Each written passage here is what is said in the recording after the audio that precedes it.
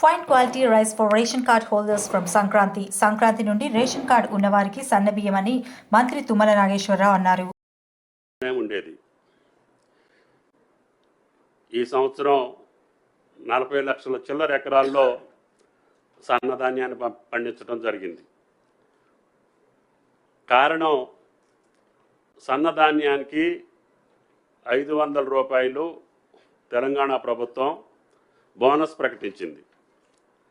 Bonus ప్రకటించడానికి కూడా కారణం పేదలకు ఇచ్చేటటువంటి రేషన్ బియ్యం కూడా రేపు సంక్రాంతి నుండి సన్న బియ్యమే ఇవ్వాలి. అదేవిధంగా సోషల్ వెల్ఫేర్ కానీ గురుకులాలు కానీ అన్ని సంక్షేమ హాస్టల్స్ కూడా పిల్లలందరికీ సన్న బియ్యం ఇవ్వాలనేటటువంటి రాష్ట్ర ప్రభుత్వం యొక్క ఆకాంక్ష కోరిక మేరకి ఈనాడు రాష్ట్ర ప్రభుత్వం బోనస్ ప్రకటించింది.